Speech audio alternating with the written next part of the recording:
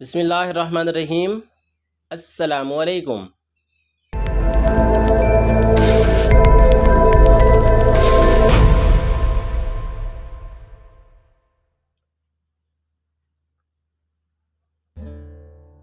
محترم ناظرین، آج کی ویڈیو میں ہم اللہ کے پیغمبر حضرت یونس علیہ السلام کا واقعہ بیان کرنے جا رہے ہیں، اور یہ اس واقعے کی پہلی قسط ہے۔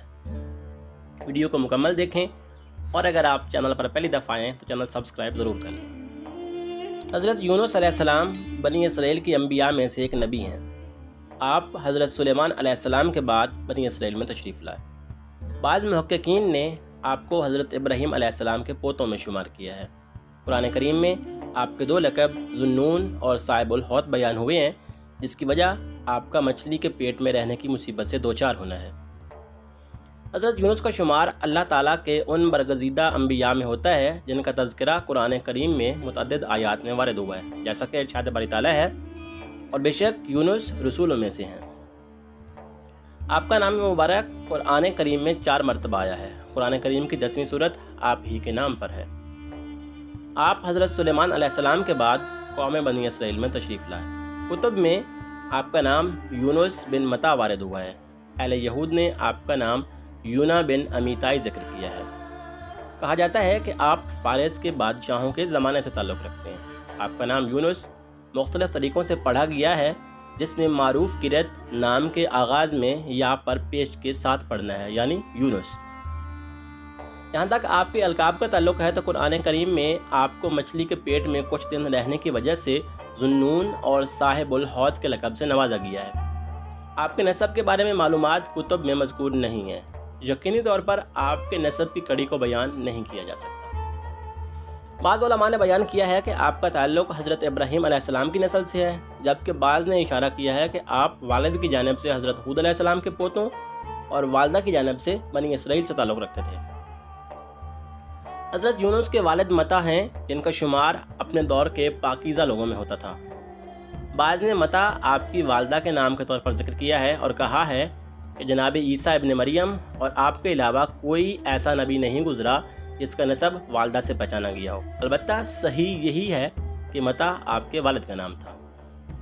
بعض روایات میں وارد ہوا ہے کہ ایک دن حضرت داؤد علیہ السلام نے اللہ تعالیٰ کی بارگاہ میں دعا کی کہ میں اس شخص سے ملاقات کرنا چاہتا ہوں جو جنت میں میرے ساتھ میرے محل میں ہوگا۔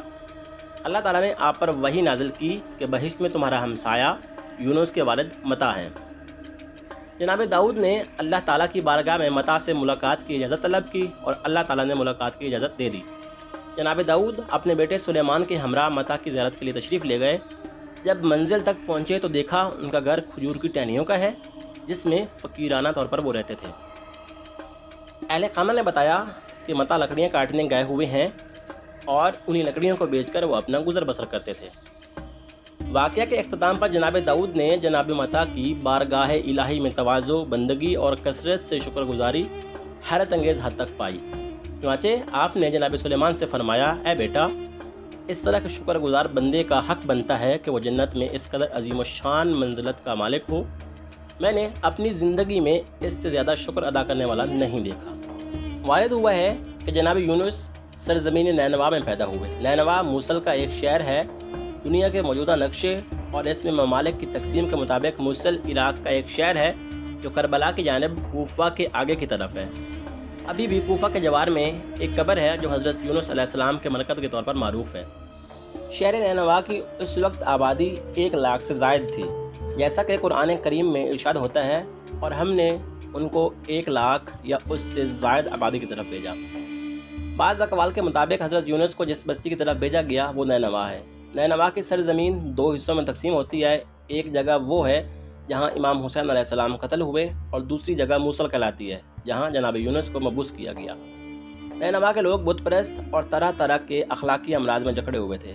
انہیں ہدایت و رہنمائی کے لیے ایک الہی راہبر کی ضرورت تھی تاکہ اس کے ذریعے ان پر حجت تمام کی جائے اور الہی راہبر اس گمراہ معاشرے کو اللہ تعالیٰ کی وحدانیت کی طرف دعوت دیتے ہوئے سعادت سے ہمکنار کرے۔ چنانچہ نینوا کی کثیر آبادی کی طرف اللہ تعالیٰ نے حضرت یونس کو نبی بنا کر بھیجا۔ آپ نے اپنی قوم میں صدائے حق بلند کی، انہیں اللہ تعالیٰ کی وحدانیت کی دعوت دی، منکرات اور اخلاقی فساد سے اجتناب کی نصیحت فرمائی، اور معاشرے کو صالح و پاکیزہ کرنے کے لیے مختلف قسم کی تدابیر اور اسلوب اختیار کیے۔ جناب یونس نے جب دعوت توحید کو سر عام بیان کرنا شروع کیا اور بت پرستی کے فاسد نظریے کی کھول کر مخالفت کی تو پورا معاشرہ آپ کے شدید مخالف ہو گیا۔ آپ نے باطل کے خلاف مبارزہ جاری رکھا اور اس گمراہ ظالم قوم کے ساتھ ایک شفیق و دلسوز باپ کی مانند بہترین اخلاق، نرمی اور محبت کا برتاؤ کیا۔ لیکن اس حکیمانہ روش اور مہربانی و محبت کے سلوک کے صلے میں قوم سے طعنہ، تشنیع، تکذیب، تمسخر اور استہزاء کے علاوہ کچھ نہ ملا۔ بت پرست آپ کو کہا کرتے تھے کہ ہم کس دلیل کی بنیاد پر اپنے دین اور آئین سے رخ پھیر لیں جبکہ ہم سال ہر سال سے اس دین کی پیروی کر رہے ہیں۔ اب کیا ہم اس کو ترک کر کے آپ کے ایجاد کردہ نئے دین اور اعتقادات کی پیروی کرنے لگ گئے ہیں؟ جناب یونس نے ان کے خود ساختہ استدلال کے مقابلے میں حکیمانہ انداز سے ٹھوس دلیلیں پیش کیں اور انہیں باور کرانے کی کوشش کی کہ بے جان بت ایسے بے شعور اجسام ہیں جو نہ نفع پہنچا سکتے ہیں اور نہ کوئی ضرر، ان سے تو کوئی خیر صادر نہیں ہو سکتا۔ جناب یونس کے اسی تبلیغ و دعوت اور معاشرے کی خرافات، افکار و عادات سے مبارزہ کرتے ہوئے زندگی کے 30 سال بیت گئے، لیکن انہوں نے آپ کی کسی بات پر کان نہ دھرے۔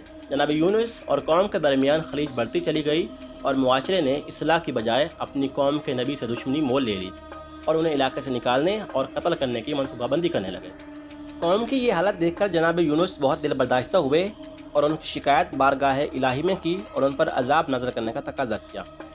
روایات کے مطابق آپ نے ان الفاظ میں اللہ تعالیٰ کے حضور دعا کی: اے میرے رب، تو نے مجھے جب اس قوم میں مبعوث کیا تو میری عمر 30 برس تھی۔ ان کے درمیان میں زندگی بسر کرتا رہا اور 33 سال مسلسل تجھ پر ایمان لانے کی دعوت دیتا رہا اور اپنی رسالت اور تعلیمات کی تصدیق کروانے کی کوشش میں لگا رہا۔ انہیں تیرے عذاب سے خوف زدہ کیا اور تیری پکڑ و ہلاکت سے ڈرایا، لیکن انہوں نے میری نبوت کا جانتے بوجھتے ہوئے انکار کیا، میری بیان کردہ تعلیمات کو حقیر اور پست سمجھا۔ اب وہ مجھے دھمکیاں دیتے ہیں اور مجھے ڈر ہے کہ وہ مجھے قتل کر دیں گے۔ بس تو ان پر اپنا عذاب نازل فرما، کیونکہ یہ وہ قوم ہے جو ایمان لانے والی نہیں۔ اللہ تعالیٰ نے جناب یونس علیہ السلام کی طرف وحی کی اور فرمایا: اس قوم میں چھوٹے چھوٹے بچے ہیں، کئی خواتین حاملہ ہیں، بوڑھے، ضعیف مرد و زن ہیں۔ میں ان پر مہربانی و نرمی کو پسند کرتا ہوں اور ان کی توبہ کا منتظر ہوں۔ میں عدل و انصاف سے فیصلہ کرنے والا ہوں، میری رحمت میرے غضب پر غالب ہے۔ میں تیری قوم کے بڑوں کے گناہوں کی وجہ سے چھوٹوں کو عذاب میں مبتلا نہیں کرنا چاہتا۔ اے یونس، یہ میرے بندے ہیں، میری مخلوق اور میرے علاقوں میں میری خلقت ہے۔ اے یونس، اس بستی میں 1 لاکھ سے اوپر میری مخلوق ہے جنہوں نے میرے شہروں کو آباد رکھا ہے۔ اپنے علم سابق کی بنا پر میں چاہتا ہوں کہ میں تجھ سے اور ان سے عجلت و جلد بازی کی بجائے مہربانی و نرمی کا سلوک کروں۔ جناب یونس نے بارگاہ الہی میں عرض کی: اے میرے رب، میں تیری خاطر ان پر غضبناک ہوا اور جب یہ تیری معصیت کرتے تھے تو میں ان کو تیری طرف بلاتا تھا۔ تیری عزت کی قسم، میں کبھی ان سے مہربانی کا سلوک نہیں کروں گا اور ان کے کفر کرنے، مجھے جھٹلانے اور میری نبوت کا انکار کرنے کے بعد مشفقانہ نصیحتوں کے ساتھ ان سے برتاؤ نہیں کروں گا۔ بس اے رب، تو ان پر اپنا عذاب نازل فرما، یہ کبھی ایمان نہیں لائیں گے۔ وارد ہوا ہے کہ اللہ تعالیٰ نے فرمایا: اے یونس، ان پر عذاب نازل کرنے کا جو تقاضا تو نے مجھ سے کیا ہے میں اس کو پورا کرتا ہوں۔ یونس، میرے نزدیک تجھ سے بڑھ کر کسی کا مقام نہیں ہے اور کسی کی شان و منزلت تجھ سے زیبا و بلندتر نہیں۔ شوال کے وسط میں بروز بدھ سورج نکلنے کے بعد ان پر عذاب آئے گا، بس جاؤ اور اس کی خبر ان کو دے دو۔ جناب یونس کی دعا قبول ہوئی تو وہ خوشی و مسرت کے ساتھ اپنی قوم میں لوٹے اور کسی قسم کا افسوس و ملال محسوس نہ کیا اور روز عذاب کا انتظار کرنے لگے۔ عذاب کا نزول شوال کے وسط میں بروز بدھ سورج نکلنے کے بعد قرار پایا تھا، چنانچہ آپ اس کی اطلاع دینے اپنی قوم میں تشریف لے گئے۔ جناب یونس نے سب سے پہلے اپنی قوم کے اس عابد کو اطلاع دی جس کا نام تنوخہ تھا۔ تنوخہ ایک مومن شخص تھا لیکن علم و حکمت سے عاری تھا۔ جناب یونس نے اس سے کہا کہ جاؤ پوری قوم کو عذاب کے دن کی خبر دے دو۔ جی تو محترم ناظرین، امید ہے اب تک کا قصہ آپ نے مکمل توجہ کے ساتھ سن کر اپنے علم میں مفید اضافہ کیا ہوگا۔